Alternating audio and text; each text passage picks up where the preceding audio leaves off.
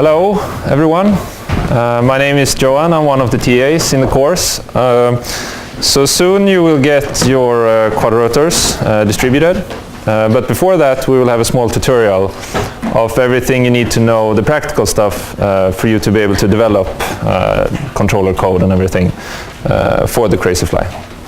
So that's probably the first half of this lecture that we will spend some time on that. So you can develop the code for the Crazyflie in a few different ways. The one that we support is through a virtual machine that you can download. So you will download this software called VirtualBox, and then you will download a finalized virtual machine from the BitCraze website. So we provide you with links for all that in the ping pong page. And then you will just start it up, and then you will have a virtual Linux machine inside your computer, and it will work no matter if you're on a Windows or on a Mac or whatever operating system you're using. And then all the settings and everything will be exactly the same, regardless of your own computer. So, and also all of these instructions, or most of these instructions, are available as a README on the course webpage. So on the course webpage, if you go to the project introduction or the project meeting one, then there is a link to this README file here, which is a PDF file where you have step-by-step instructions of most of the things that I'm going through here today in this tutorial. Right. So you download VirtualBox, you download the virtual machine, you go into import appliance, and then you find the virtual machine that you just downloaded and select it, and you press OK. I've already done this because it takes a few minutes, so I didn't want to waste any time on that. But then it will get the name BitCraze VM, and you can start it if you like. So I haven't started this one yet. This is fresh downloaded from the BitCraze website. And what you need to do before you actually start it is you need to change a few settings in it. So you need to go to settings, and then in the USB you need to change USB 2.0 to 1.1. And then you also need to share a folder. So on your computer you need to just decide on a folder where you want to keep all the code and everything that you develop for the Crazyflie. And whenever you have that folder, you go into settings here and you add that folder as a shared folder. So you select some folder, and I already have a folder which I know where I want to develop these things. So I'll just go ahead and find that one.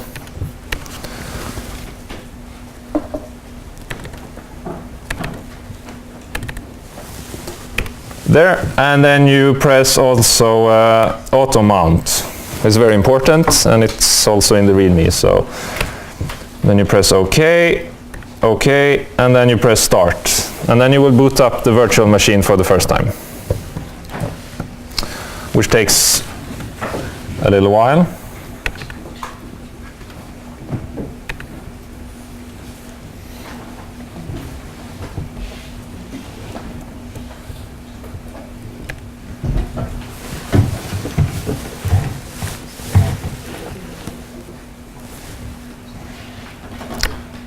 So in the meantime, we can look at how you will get the basics for what you need to develop your code. So we will distribute it through what's called GitHub Classroom. I don't know how many of you have heard of Git, but it's a way to share software with the other people in your group. So if you make changes by yourself, then you can still merge them together, like upload your changes, and Git will automatically make sure that your changes are all kept. In case there are some conflicts, you will have to fix them, but it's a convenient way to develop software shared in a group. So there's also a link in the README to some tutorials if you need to know like what Git is, and you need to know a few of the basic commands of Git to be able to develop in it. But otherwise you don't have to learn much about Git itself. So what you actually do to get started in your groups is that you visit this link. It says to get started, visit this classroom.github link, and then you will create a group there. So each group will have a team in the GitHub Classroom page. I have already created a test team for myself, so here it says you're ready to go, but you yourself will call your group the same group number as you have in ping pong, so that we can keep track of everything.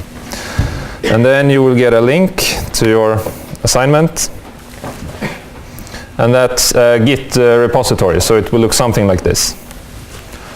And that's kind of all we need to know for now, and then in a few minutes I will show what you need to do with this.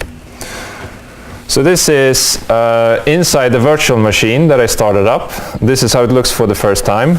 It will prompt you that a new version of Ubuntu is available. You don't want to upgrade that. Okay.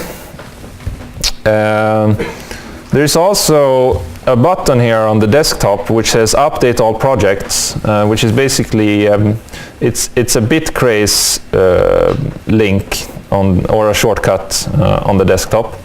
So never ever press that one. If you press that one, then you will have to download the virtual machine again and start over from scratch. So no matter if you see it on the Bitcraze website, you might see that they want you to click on this Update All Project, but you shouldn't do it in this course.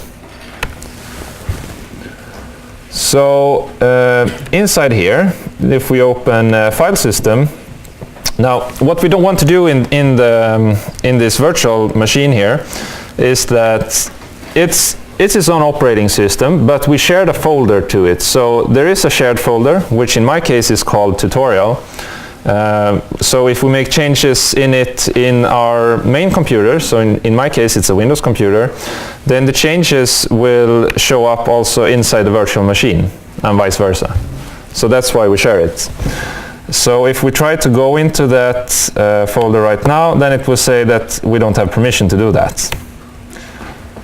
So then you open up a terminal. You can double click the terminal emulator on the desktop. And then you write this, sudo add user bitcraze vbox sf. And then it will prompt for a password, and the password is Crazyflie. Great, so then that's done. When that's done, you need to log out and then log in again for the changes to take effect. So this is for you to be able to actually get into the shared folder inside the virtual machine. And there are a lot of instructions now, and most of the instructions you don't really need to understand what they do, but you need to do them in order to be able to develop the software for the project. Are the instructions also on the ping pong side, on the README? Yes, all these instructions are in the README. Yeah. And if there's some step that is unclear, you can always send an email to us and we will clarify it in the document. But we have clarified the documents in several iterations through previous iterations of the course, so hopefully it's good enough. But so when you want to log in, then again the password is Crazyflie to the virtual machine.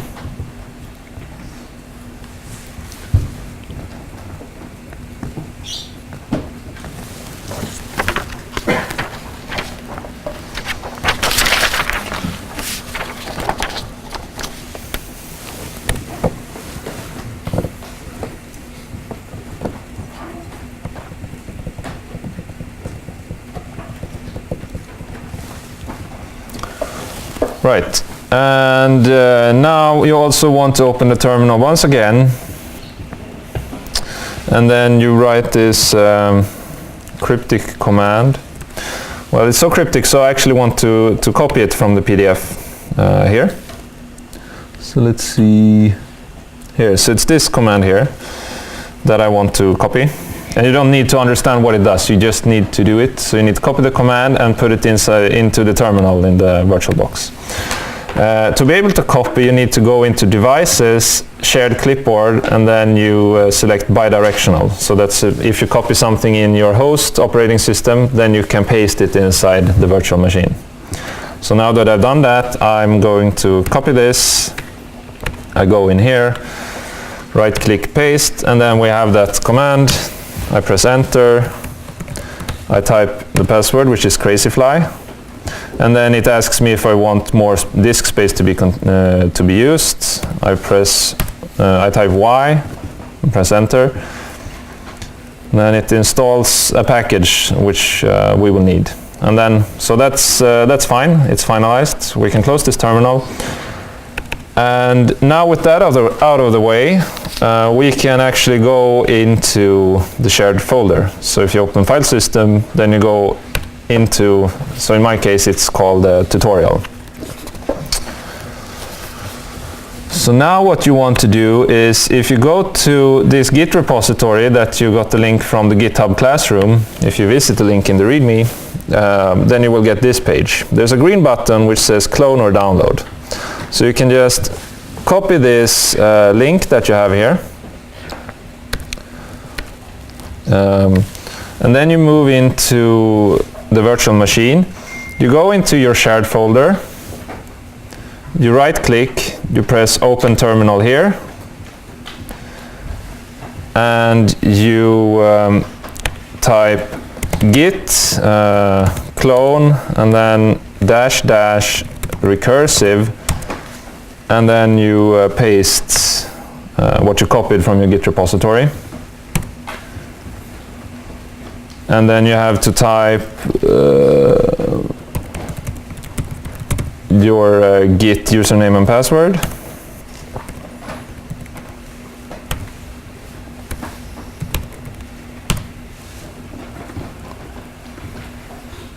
And then it starts to download all the things that we've prepared for you in the course. So this will take a little while, probably a couple of minutes. There's some files that you need to have.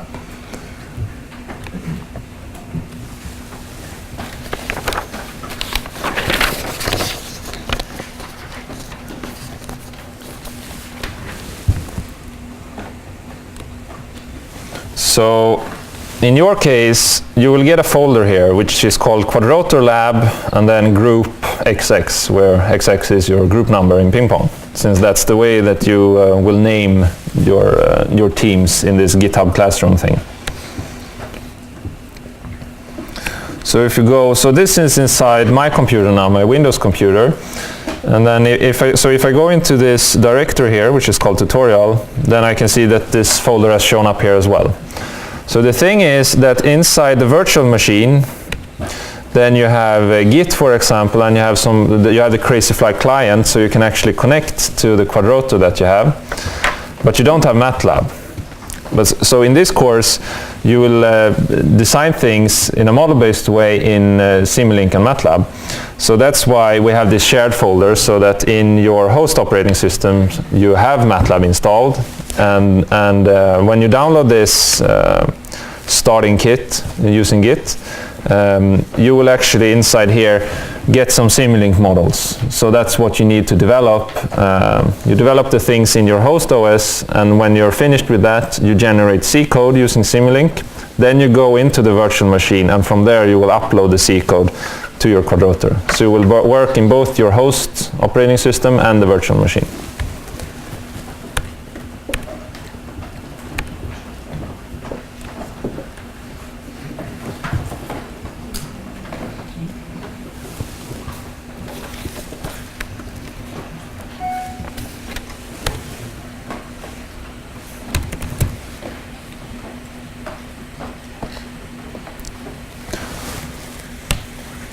So the files that you will get when you do this git clone, they are developed in MATLAB 2016b. So anything earlier than 2016b won't work for you to have. So you need to update your MATLAB to a newer version if you have an older version than 2016b. You can have a newer version if you like, but the most convenient is if everyone in your group has the same version of MATLAB. Because otherwise the ones that have older versions of MATLAB, they won't be able to open files that have been edited by the ones that have the newer version of MATLAB.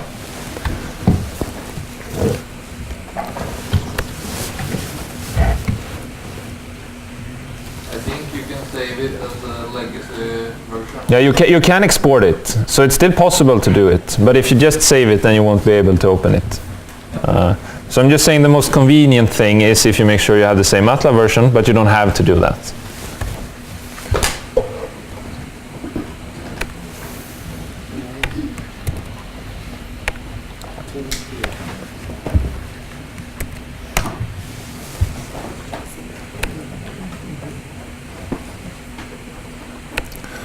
So now it is finished. So it's done with downloading all the files that we have created for you. So we can have a look inside this repository and see what this folder actually contains. So there is one folder called Crazyflie Clients Python. You don't have to care about this folder. It's basically just some dependencies. So it contains packages in Python that you will need to run different things that we have created. So you never need to go into that folder. The other one is called Crazyflie Firmware, and that's where you will actually change stuff. So if you go into here, the interesting folder here is the one that is called Simulink Model, because that's where all the Simulink files are. So it's probably more convenient if I go inside Simulink Model here in my Windows OS. So you see three different Simulink models. One that is called closed loop, one that is called Crazyflie, and one that is called open loop. So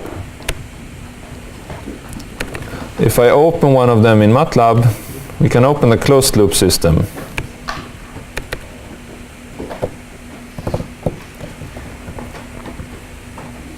Then you have some. You also have some Simscape files. So you have one Simscape file which you need to take into account, which is called plant.sse. So the closed loop system is a simulation of your controller together with the plant model, and we also simulate the sensors, but that's none of your concern. So this is how the closed loop model actually looks. So there are three main parts, you can say. So here to the left, it's where you actually define your reference for the quadrature. So there are four input signals for the reference. It's for the base thrust that you put in here. And then you put reference values for the roll angle, the pitch angle, and then the yaw rate. So not the yaw itself, but the yaw rate. And you can define, we have made it so that you can either define constants here, or you can flip this switch and you can define inputs by yourself in the MATLAB workspace. So the simplest thing is to just change the values of these constant blocks that you have here. So you can double click them, change the value, and then the references will go into your controller block here. So this second block here, which is the controller, if you double click this one, it will actually open another Simulink model, which is this Crazyflie model that we found in the same folder. So this is how the controller looks right now. You have access to the controller input, so these four reference values. You have access to the sensor data from the accelerometer and the gyroscope. And then what you want to do is you want to create some controller here using Simulink blocks and send outputs to the motors. So the outputs that you send here are converted to unsigned integers, 16 bits. So it will be a value in between 0 and 65,536. So a value of 0 means that the motor will be off. And if you put all the motors on maximum 65,000, then it will be able to lift approximately 60 grams.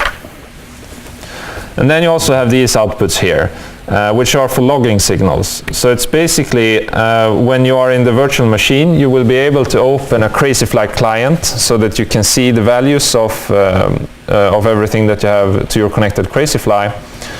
And then you can select specific signals. For example, if you try to estimate your angles, then you can drag them to these logging outputs here, and then you will be able to plot them in the Crazyflie client. And I will show you how this works in a little while. So it's very convenient, for example, to plot some angles that you have estimated, and then you want to show these plots in an assignment report or something like that.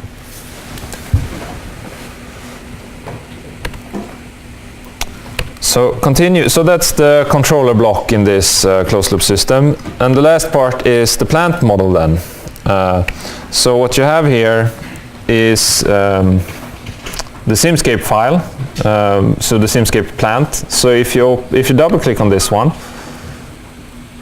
and then you press source code, then you will open this plant.ssc file. So here is, you can say, a code skeleton of what you should model when you model your quadrotor later on. So we have defined some constants here for you, so that you don't need to figure them out yourself. But all the equations that determine how you simulate the quadrotor, there are no equations as of now. Everything's just set to 0. So this is what you need to model here. And then the final part of the closed loop system, that's the sensor block. And that's not something that you can edit, and you don't really have to care about it. What's important for you is that you get the accelerometer readings and the gyroscope readings from it in the simulated environment. So you can see that there are also a lot of scopes everywhere, so that if you run a simulation and you want to check if it makes sense, then you can check out all of these different scopes to try to find, if you have an error, then you can find where the error is.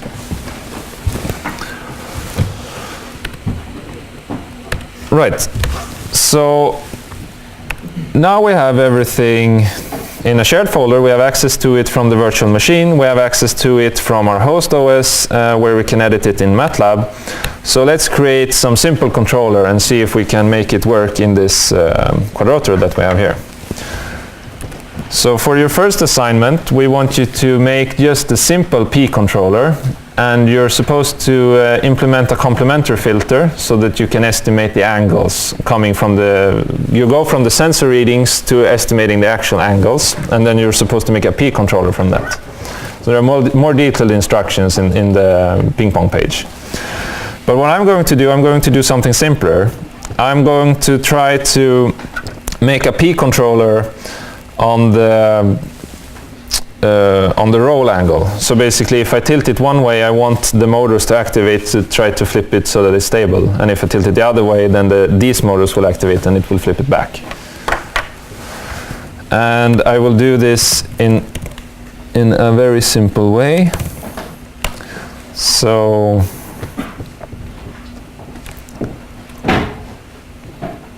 instead of having a complementary filter, I will use a discrete time integrator. So in here, everything is discrete when we want to generate the code for this. So I have a discrete time integrator from the gyroscope X reading. So this will be an approximation of the roll angle.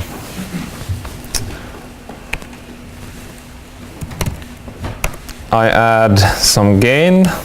So let's make that gain 3000, because we need some high numbers for this motor, which goes between 0 and 65,000. And I'll add a minus sign to some of the motors, because I know how the motors work and which motors I need to have a minus sign on the input to make it activate in the correct direction. So this is also part of the first assignment for you to figure out in which direction, when you tilt in a specific direction, is that a positive roll angle or a negative roll angle? So all the frames of the quadrotor that we use here, that's part of the first assignment. So also, apart from just implementing this super simple controller, I want to log this estimated angle that I'm estimating from this discrete time integrator. So now I feel that, okay, I'm happy with this prototype of my controller. So this is, of course, very much more simple than what you need to do for your first assignment. But when you're happy with your controller, then you save it, and then you press this button up here. So it's, and it says build model. So you press that one, and then Simulink will work for a while.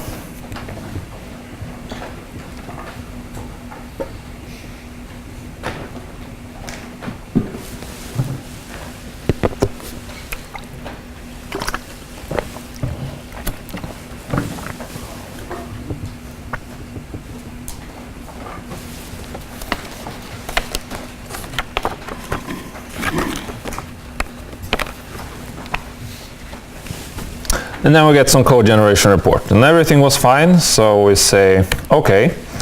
So now we're finished with what we want to do in the host operating system, in the Windows operating system. Now we have generated the C code that we need. So then we go into the virtual machine. We go into the shared folder, into our generated Quadrotor lab folder. We go into Crazyflie firmware. So when you are in Crazyflie firmware, you right-click, you open a terminal here. So you can close the old terminal that we had. And when we are here, we type make, and then enter. And then it will work for a while.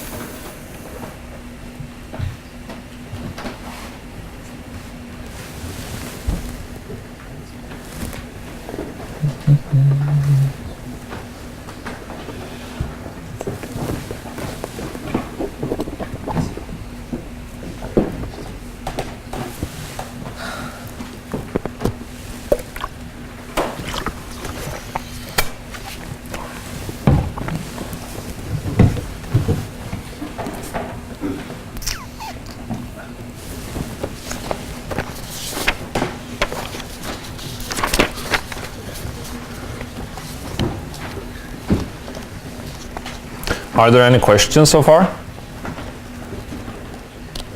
So I know there's a lot of steps, but all the steps are detailed in the README, so you don't have to be scared if you don't remember something specific.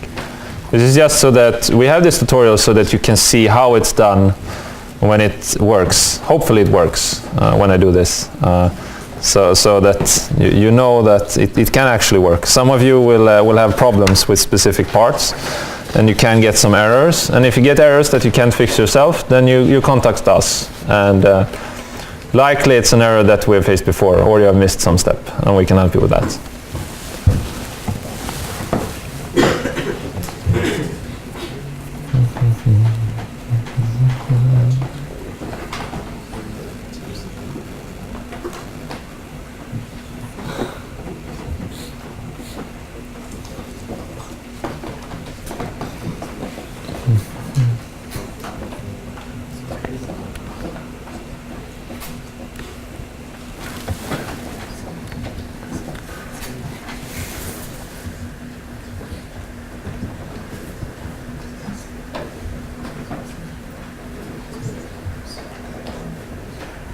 Right, so now it's finished, and so it took a couple of minutes, and it's only the first time that you do this make command that it actually takes a couple of minutes. Every subsequent time that you will do it, it will finish in like 10 seconds or something. So what we basically did was that we made all the code ready for deployment to our Crazyflie. So what we want to do then is we want to start this Crazyflie in bootload mode. Basically that we want to make it ready to receive packets. So if you just press the start button once, then it will start with basically all the control code that's already in it from the start. But we want to change the control code that is in it. So we hold the start button for a few seconds until these blue, there are two blue lamps, until they start to blink. So when they start blinking, then we know that it's in bootload mode, and it's basically listening for commands to come from a computer to upload code to it. So you also have a USB dongle like this that you will connect, which is a Bluetooth antenna. So you connect it to your computer, and then you want to use it to upload the code through Bluetooth to your Crazyflie. So the way you do that is in the same terminal where you just type make, you instead type make cload, like this.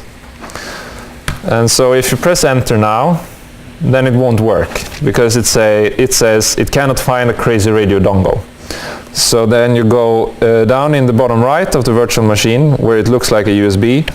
You right click that one, and then you press bitcraze Crazy Radio PA USB dongle. And then you go back to the terminal and you type make cload, and then it should work, hopefully. Right. So now it says it started to flash the software to our Crazyflie, and we can know that it's actually doing that because now there's a green light that is blinking very quickly. It looks like it's shining because it's blinking so rapidly. but that's how you know that it's actually transferring data right now. So it should soon be done, and then it will have my new controller code in it, so it's a good idea to hold it in place somehow. There's been a lot of incidents with group who just leave it be, and then they upload some bad controller code, and then it flies up into the ceiling, and they have to wait for 10 minutes for the battery to die. So now it has the controller code in it. So the first thing that you need to do is that it needs to stand on a flat surface. So there will be a red light that blinks slowly, and this is during the sensor calibration. So every time you start it, it will calibrate its sensors. So the controller code in it hasn't started working yet. And then when the red light starts blinking at about twice the pace, then the sensor calibration has finished. So now this Crazyflie is running the code that I made earlier. So if I tilt it one way, then those motors will activate, and if I tilt it the other way, then those motors will activate. So it actually tries to adjust for the error that I'm introducing in the roll angle.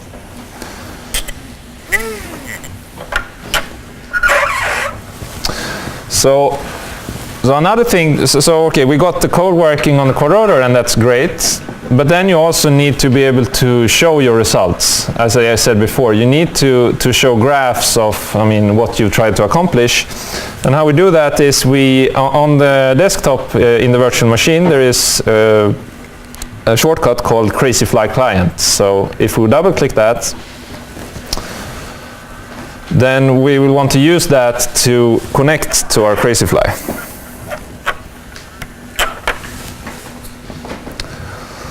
So it looks like this. It says not connected, but then basically what you will do for all your Crazyflies is that when it's out of the box, it will send data on channel 80. So you scan for Crazyflies, and then in this list you will see like the Crazyflies that it managed to find. So in my case here you will see 80 in the middle. So it says 0/80/250K. So 80 is the channel that it's sending on. So you want to connect to that one the first time.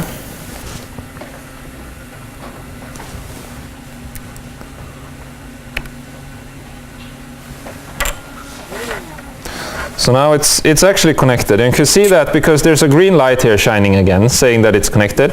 And also if you look to the bottom right, then you will see the current motor speeds that I have. So if I tilt it, you can see that some motors go up.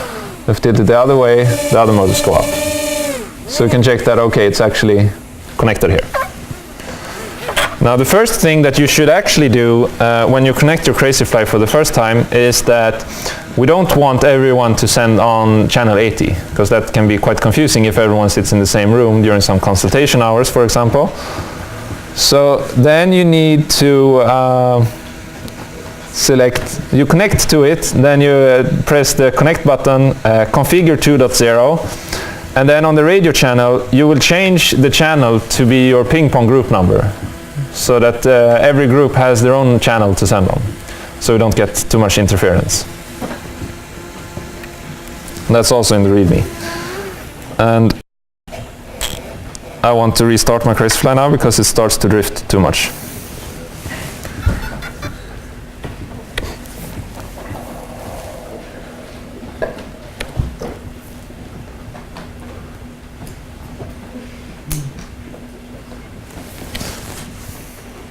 So every time you start it, you wait until the red light starts blinking more quickly, because then the sensors have finished calibrating, and it needs to stand still to do this. So do not start to lift it and check it before the red light starts blinking more quickly. Usually takes a few seconds. It can take up to 10 seconds, so sometimes you have to be a bit patient. Okay. So let's imagine now I changed the channel for my quad rotor to my ping pong group number, and that's great.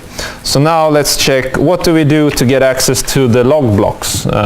If you remember, I sent my integrated gyro X angle to the log block in the Simlink model.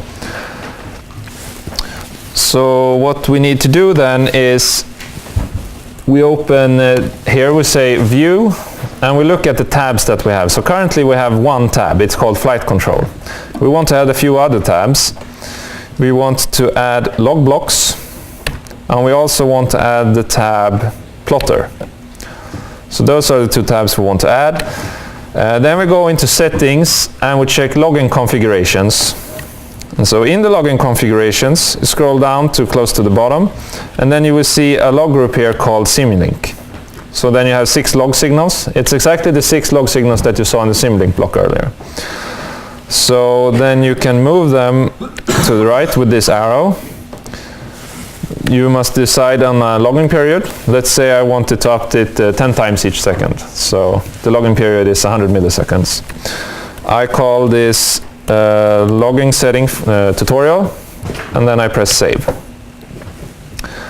So then we go into this log blocks tab that we just created. So we move from flight control to log blocks, and we uncheck everything except the one that I just created, which is called tutorial, which has these Simulink log signals.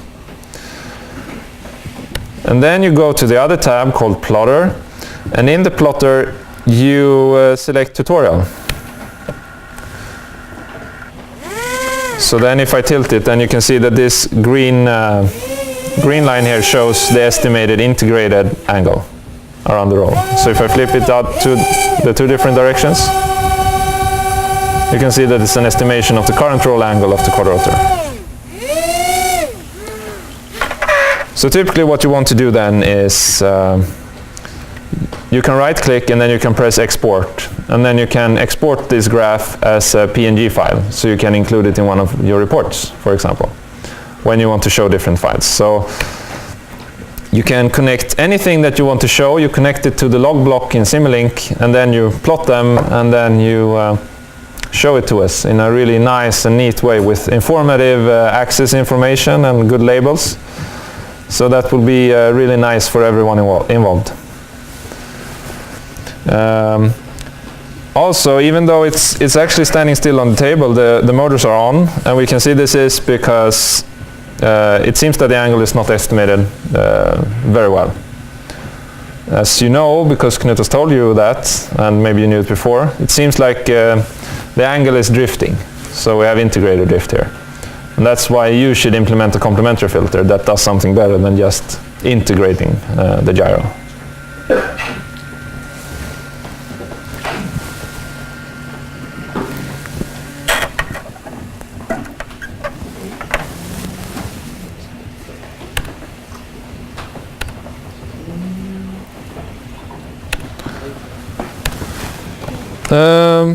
Okay, so then if you want to change something again, then you go into your host OS, into MATLAB, you open this Crazyflie Simulink model, and then you change something in your controller. Maybe you log some more signals, you save it, you press build here, you go into the virtual machine, you type make, and then make cload, and then it will work again. And that's kind of the workflow here. So you will switch between your main operating system and the virtual machine.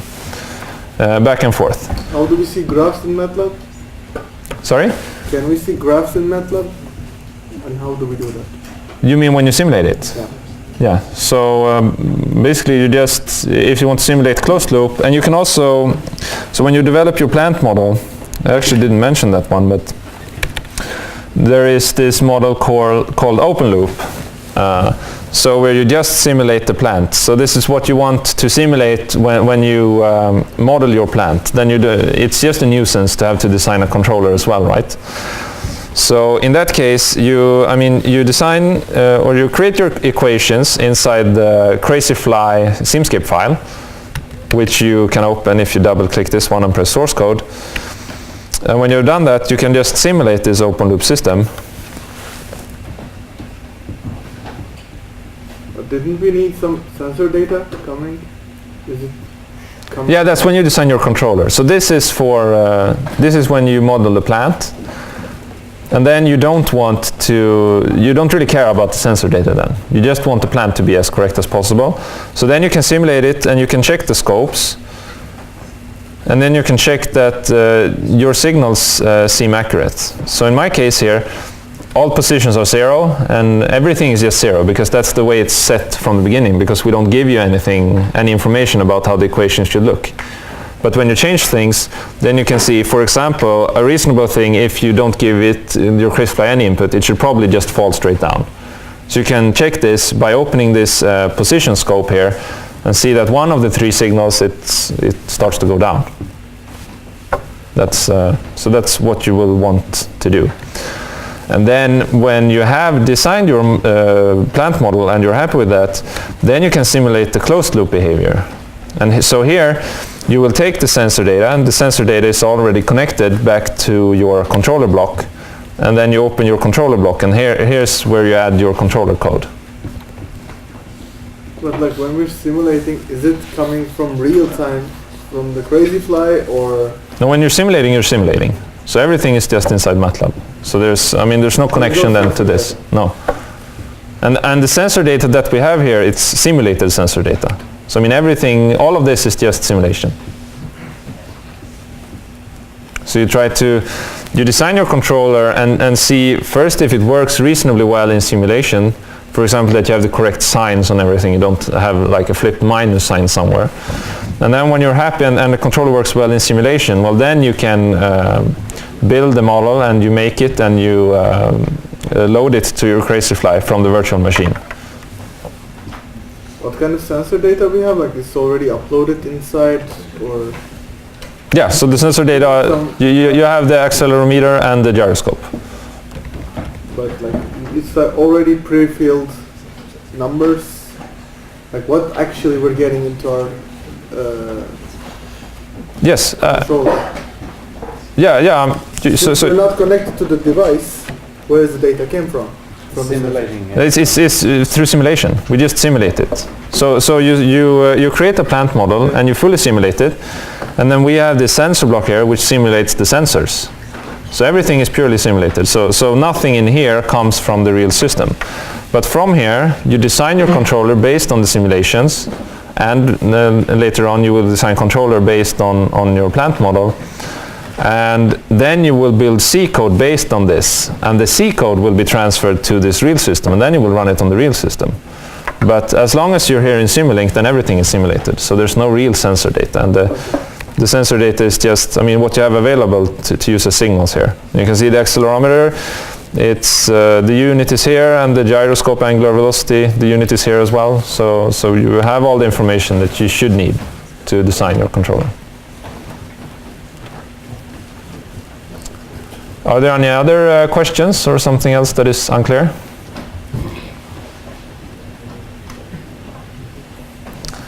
Because otherwise then I think this tutorial is concluded. You have the README available on the ping pong page, so you can follow all the steps there. If you have any trouble, then you can contact the TAs by email. And I guess we will have a break, and after that we will hand out the Crazyflies. Yes? So yeah, I guess 15 minutes breaks is as usual.